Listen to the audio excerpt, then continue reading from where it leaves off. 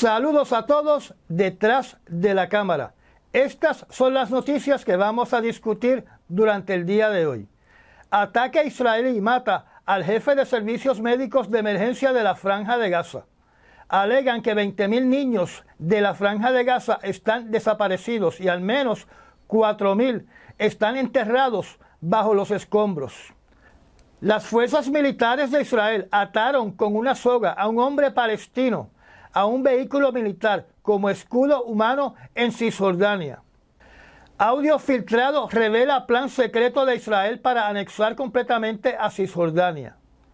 Más de 150.000 israelíes piden nuevas elecciones y un acuerdo inmediato de alto al fuego.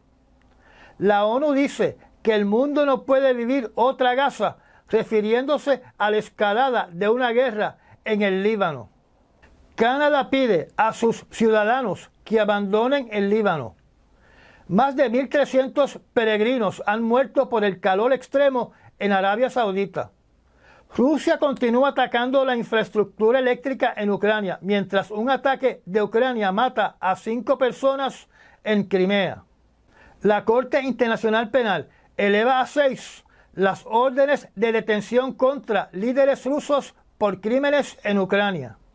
Se teme que decenas de solicitantes de asilo hayan muerto en un naufragio en el mar Mediterráneo.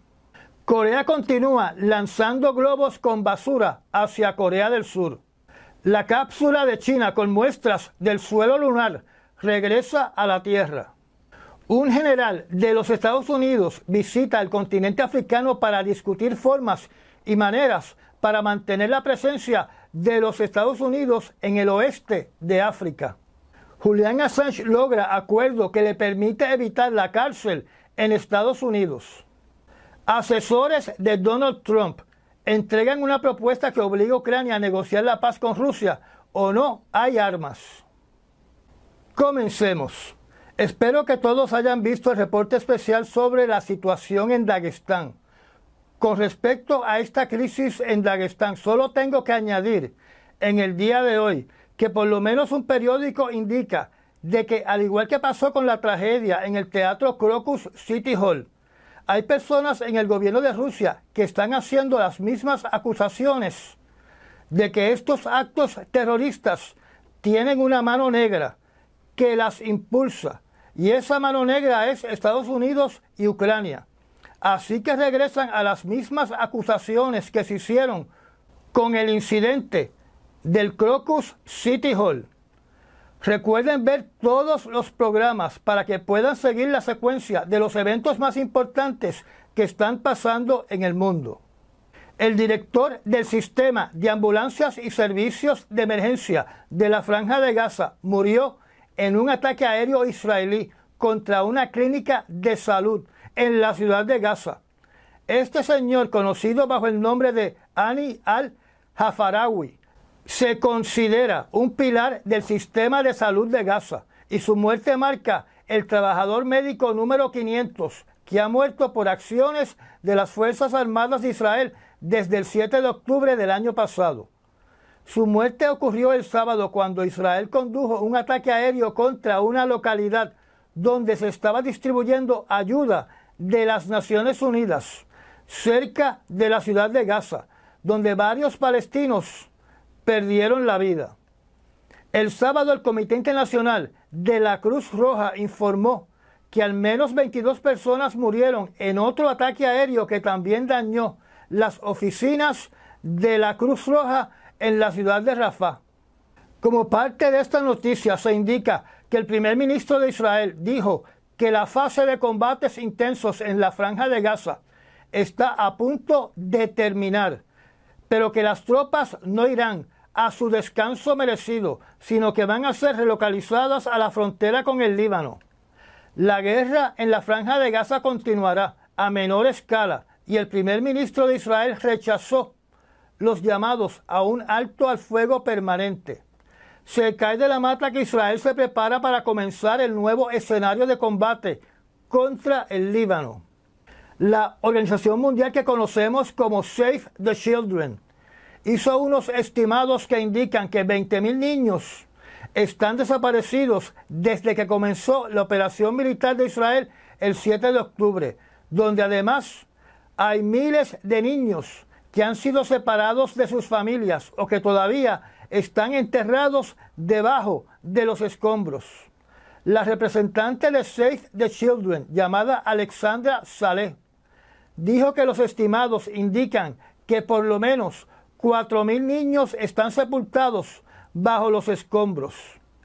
Cuando se termine esta guerra y en el proceso de limpiar todos los predios de los edificios pulverizados por Israel y comiencen a localizarse las osamentas de estos niños muertos, espero que lluevan acusaciones de crímenes de guerra contra la cúpula de todo el gobierno de Israel.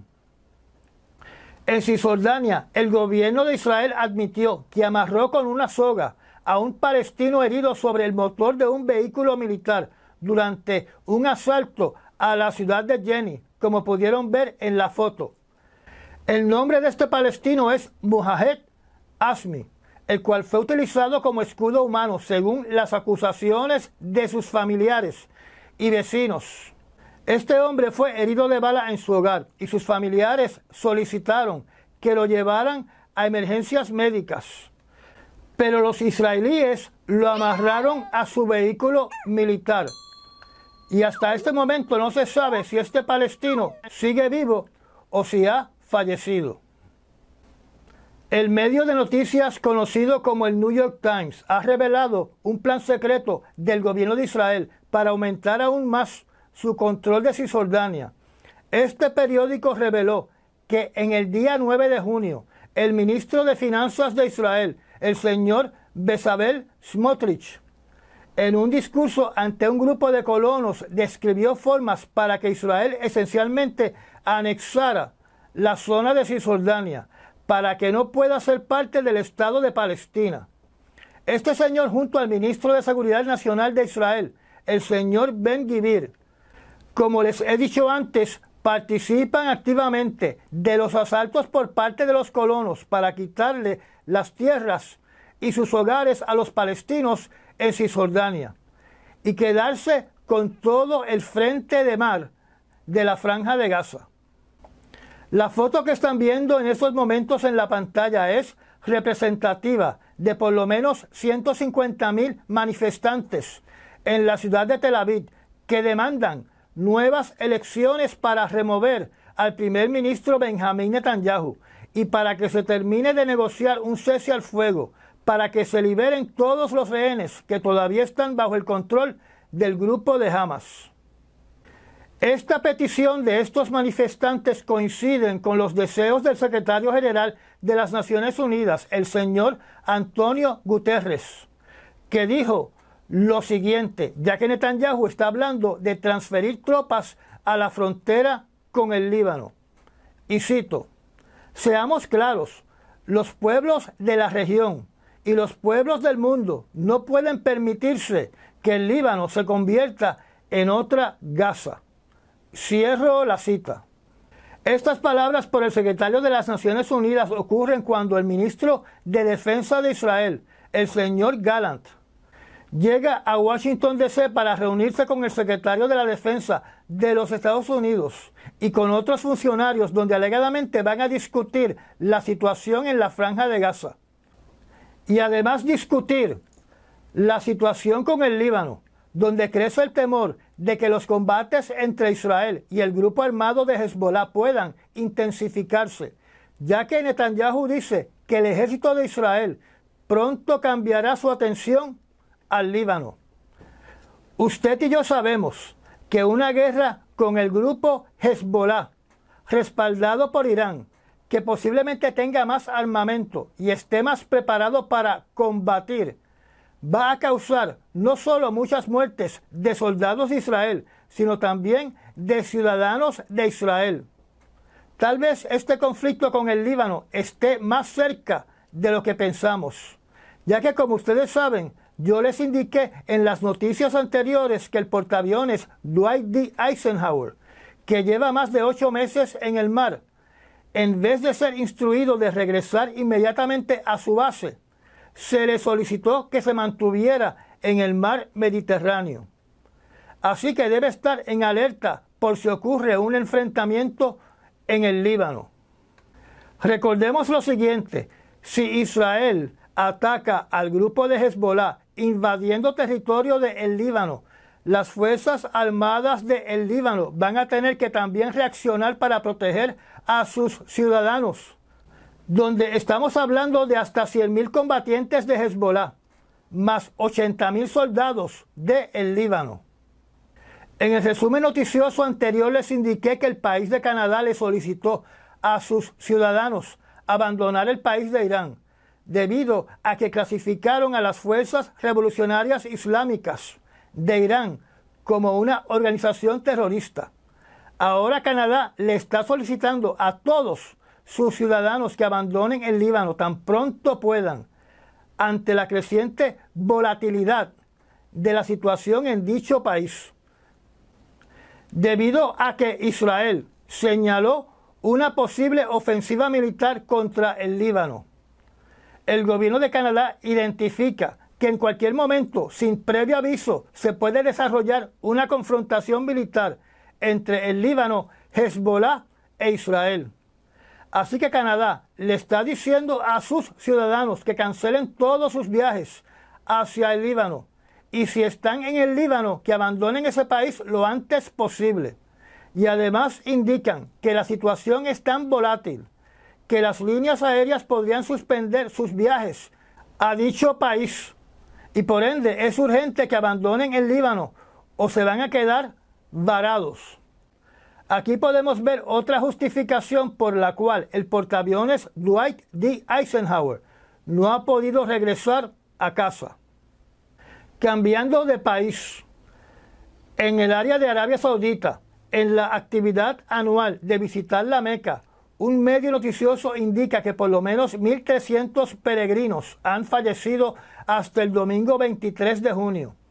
Esta cantidad de fallecidos varía mucho entre un medio noticioso a otro, donde otros medios reportan sobre 1.500 fallecidos o hasta 2.000 fallecidos. Pero la realidad sigue siendo la misma. Como dije anteriormente, yo no veo que el gobierno de Arabia Saudita en esta actividad religiosa, que es la más importante del calendario musulmán, esté tomando medidas excepcionales para evitar todas estas muertes.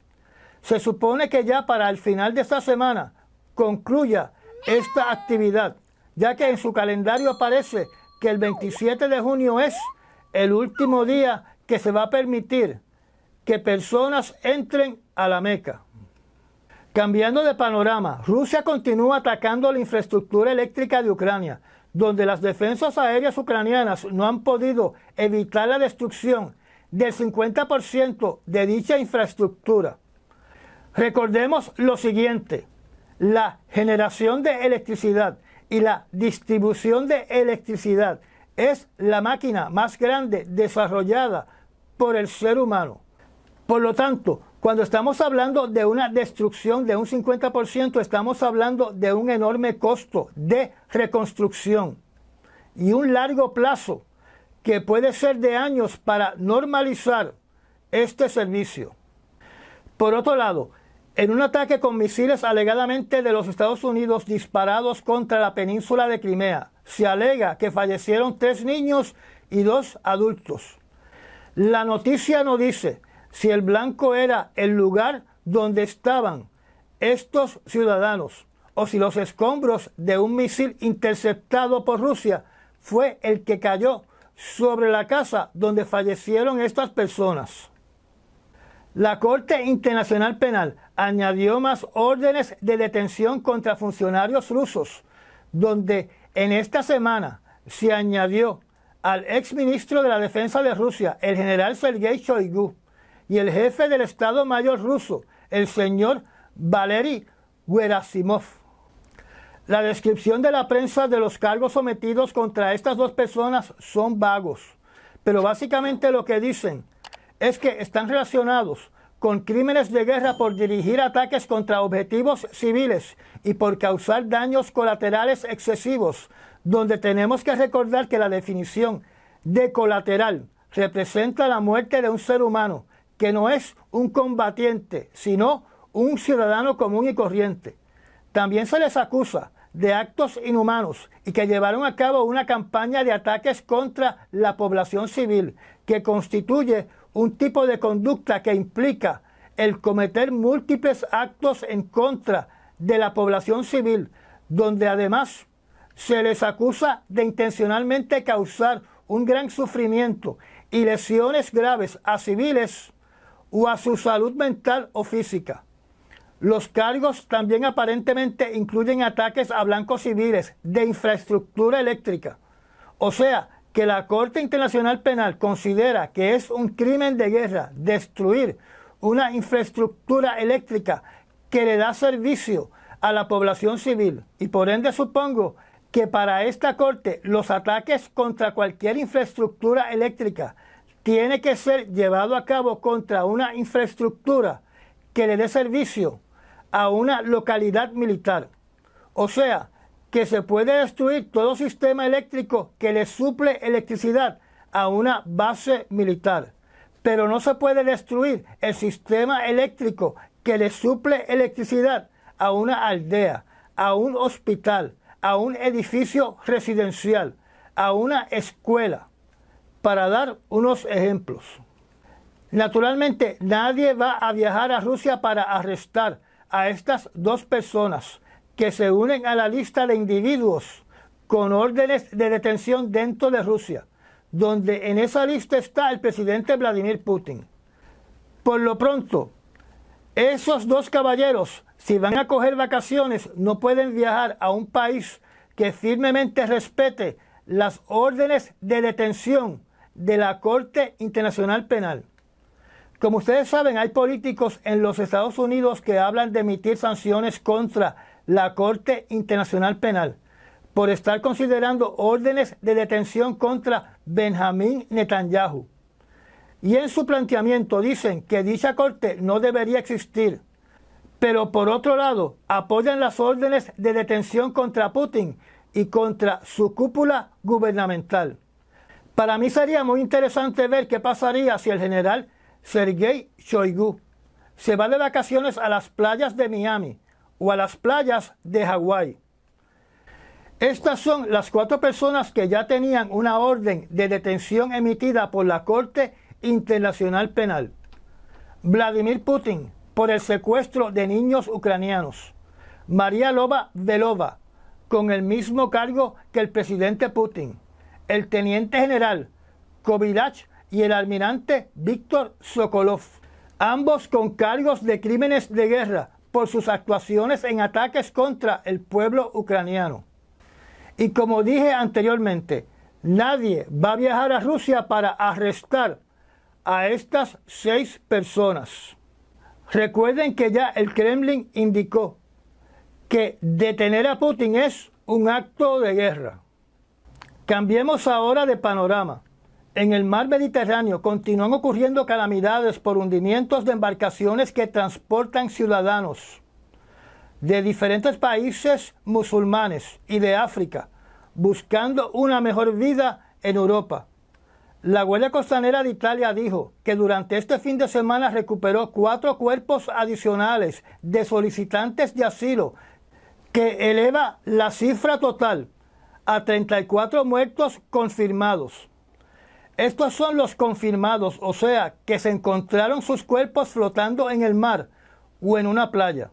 Hay decenas más que están desaparecidos y se teme que todos hayan fallecido. Este accidente marítimo fue de un barco que zarpó de Turquía con aproximadamente 75 personas procedentes de Irán, Siria e Irak, donde hasta ahora se reporta que solamente 11 pasajeros están con vida. O sea, que posiblemente fallecieron 64 personas. Para que usted pueda entender la magnitud de estas tragedias en el mar Mediterráneo, según las Naciones Unidas, sus estadísticas dicen que por lo menos 5 personas diariamente mueren intentando cruzar el mar Mediterráneo. Hay grupos que condenan a Europa porque pretenden que Europa tenga una política de fronteras completamente abiertas y además de proveer el transporte a todo aquel que quiera llegar a Europa. Y por lo que he podido leer, estas personas van un poco más allá, diciendo que los países europeos tienen que mantener de por vida a estos refugiados y que los ciudadanos europeos tienen que compartir sus bienes y sus casas con estos refugiados. Por otro lado, mirando al continente africano, si se pasan diciendo que África es el país más rico en recursos naturales del mundo y ya no existen colonias en África, la pregunta es, ¿por qué esos países no han transformado sus riquezas para progresar? La excusa que siempre he escuchado es que el Occidente bloquea el progreso de África. Pero a mi entender, eso es solamente una excusa para tapar que tienen un serio problema de gobernanza.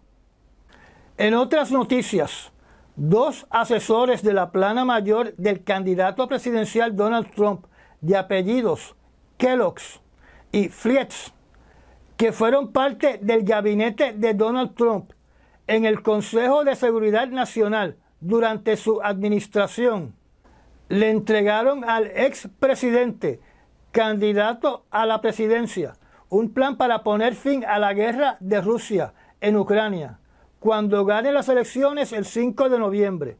Dicho plan contempla que Ucrania solo obtendrá más armas de los Estados Unidos si inicia conversaciones de paz. Y al mismo tiempo Estados Unidos le advierte a Moscú que cualquier negativa a negociar resultaría en mayor apoyo estadounidense a Ucrania.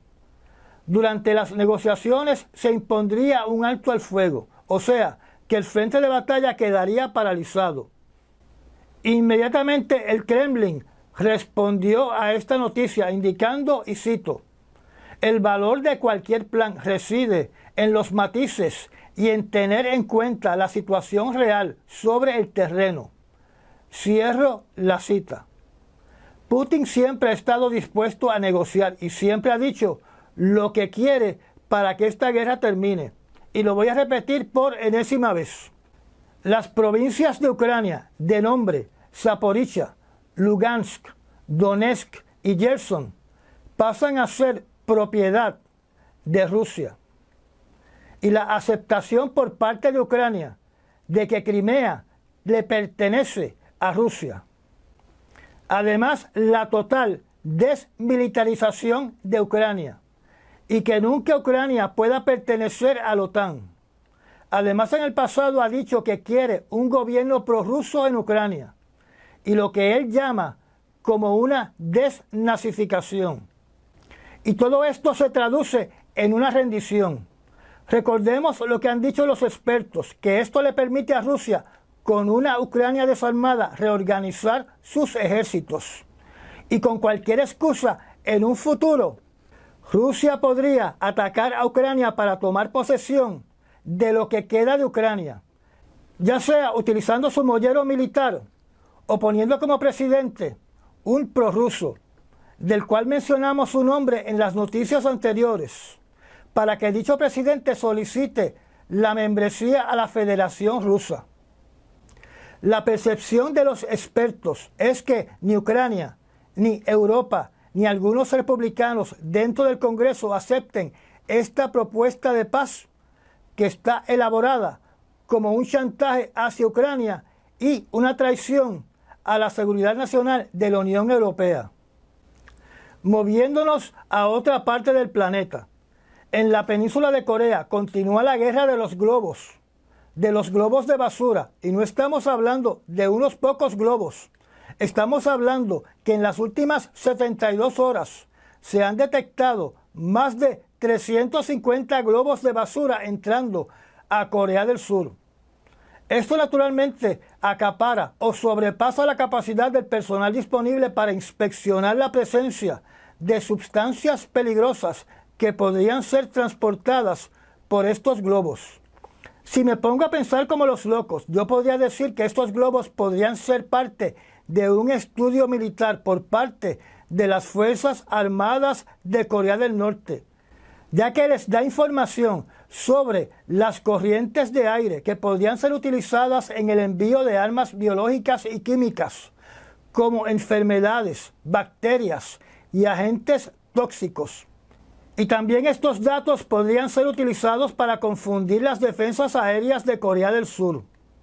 Por lo pronto, aparentemente es muy poco lo que puede hacer en estos momentos Corea del Sur para contrarrestar o tratar de detener la invasión de estos globos de basura en su espacio aéreo. Porque mientras estos globos pueden llegar a diferentes localizaciones de Corea del Sur, las actividades como poner los altoparlantes a todo volumen o aumentar la cantidad de altoparlantes en la frontera con Corea del Norte, solo tiene un efecto localizado limitado a la frontera. O sea, que ni Kim Jong-un ni su hermana Kim Yo-jong pueden oír esos altoparlantes en la frontera desde su residencia en la capital de Corea del Norte, Pyongyang. Pero todos los globitos de Corea del Norte pueden caer en todas las ciudades y los poblados de Corea del Sur. Hablemos ahora de Julian Assange. Este señor y sus abogados aceptaron un acuerdo con el gobierno de los Estados Unidos para evitar que Julian Assange sea encarcelado en dicho país. Assange aceptó declararse culpable de un delito grave relacionado a su participación en la filtración de material clasificado del gobierno de los Estados Unidos. Al declararse culpable se estableció un periodo de cárcel equivalente al tiempo que él estuvo encarcelado en el Reino Unido. O sea que ya cumplió la condena. Aparentemente, como parte de este acuerdo, Assange debe ser transportado a su país de nacimiento, que es Australia. Así que, de seguro que el presidente de Australia tuvo mucho que ver en la realización de este acuerdo. Yo sé que este señor tiene muchos fanáticos, pero yo, como disfruto de poder expresarme libremente, porque no vivo ni en China, ni en Rusia, ni en Nicaragua, ni en Cuba, ni en otros países como Arabia Saudita, donde no existe la libertad de expresión, voy a decir lo siguiente, aunque algunos de ustedes se van a ir de este canal. En todos estos años, el señor Assange no reveló ni un solo secreto, ni de China, ni de Rusia, ni de Cuba, ni de otros países enemigos de los Estados Unidos. Eso me pone a pensar si le dio instrucciones a su personal de no aceptar material de whistleblowers de esos países. Mas está el detalle que trabajaba y era entrevistado regularmente por Margarita Simonyan, editor en jefe del periódico propagandista RT del Kremlin, que es una de las señoras que es parte del grupo que impulsa el uso de armamento nuclear contra Ucrania, contra la Unión Europea y contra los Estados Unidos. Así que Assange no tiene mi admiración. Se supone que un periodista sea ecuánime y él no lo fue, porque su agenda era hacia los Estados Unidos. Además le hizo cierto daño al periodismo, y me explico. Si uno tiene una persona que conduce actividades donde se asocia el periodismo con espiar o hace que el periodismo impulse actividades de espionaje, entonces, si eso es periodismo, si eso es aceptable, los periodistas no se pueden quejar, como por ejemplo, que Rusia se pase arrestando y encarcelando periodistas, o que sean blancos legítimos en una guerra, porque Assange ayudó a bautizar a los periodistas como agentes espías o que promueven el espionaje. En otras palabras, Assange hizo un mundo más peligroso para el periodista internacional, porque se escudó con el periodismo para llevar a cabo sus actividades. Además, yo puedo pensar como los locos y contemplar la idea de que el Kremlin le solicitó a Julian Assange que destapara toda la tierra posible de los Estados Unidos y por ende trabajaba para las agencias de inteligencia de Rusia. Para mí, Assange no era un periodista, era un divulgador de secretos de los Estados Unidos y promotor o incitador para que trabajadores gubernamentales violaran su juramento. Él solo se escudó utilizando la palabra periodismo. Wikileaks no le pagó ni un centavo en la defensa de abogados de aquellos que fueron informantes arrestados por divulgar información clasificada. O sea, que estos informantes le daban información arriesgando sus trabajos al señor Assange y él a su vez de recompensa les decía: gracias por la información y ahora, como decimos en Puerto Rico, jódete. Recordemos que a sus 16 años de edad, Assange ya era un criminal cometiendo actos ilícitos como hacker. Mi opinión sobre este señor es porque yo sí pasé el trabajo de visitar a Wikileaks cuando brincó a la fama y de mirar el contenido de ese portal que está compuesto de miles de documentos particularmente relacionados a los Estados Unidos, donde se revela información que puede haber puesto a personas en riesgo de perder sus vidas, y le haya brindado información a los enemigos de los Estados Unidos, de localizaciones dentro de los 50 estados y de Puerto Rico, más otros territorios de los Estados Unidos, que pueden haber sido producto de esa información, incluidos en la lista de blancos nucleares a ser destruidos en el caso de una tercera guerra nuclear. Así que es posible que debido a dicha información, su pueblo, donde usted reside, sea ahora blanco de ser pulverizado por una explosión nuclear, porque a esta organización su prioridad era publicar la información sin importarle las consecuencias y a qué ciudadanos ponía en riesgo. Posiblemente a usted nunca le pasó por la mente lo que yo acabo de decir, porque solamente miró lo que publicó la prensa con propósitos políticos y sensacionalistas. Dejando el tema controversial de Julian Assange atrás, donde yo soy del grupo del 0,01% que no admiro a este señor, continuemos con otras noticias. Viajemos ahora al continente de África. El general Brown, de la Fuerza Aérea y líder del Estado Mayor Conjunto de los Estados Unidos, acompañado de otros oficiales, viajó al país de Botsuana para reunirse con diferentes líderes de la defensa de países africanos que todavía tienen cierta sociedad con los Estados Unidos. Esta visita es producto del fin de las operaciones en la base aérea dedicada a combatir grupos extremistas islámicos en la zona de Sahel, donde dicha base queda en el país de Níger. Y en noticias anteriores les he indicado que la junta militar de dicho país, que solicitó la salida de los soldados franceses y de los soldados de los Estados Unidos, le está dando la bienvenida a mercenarios de Wagner Group y a soldados regulares rusos. Aparentemente el propósito de la visita del general de los Estados Unidos es ver si es posible relocalizar las operaciones militares por la importancia que tiene luchar contra estos grupos extremistas islámicos en África.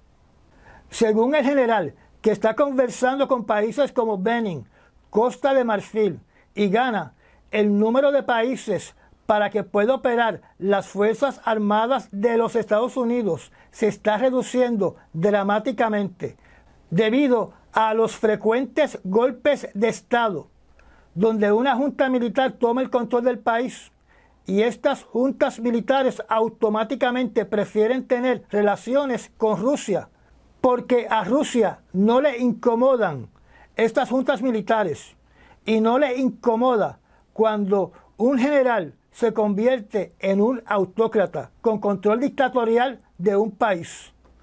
Por ende, mientras más países cambien a un sistema de gobierno de una junta militar, o de un autócrata debido a un golpe de Estado, se disuelven las oportunidades de tener localidades para operaciones militares de los Estados Unidos.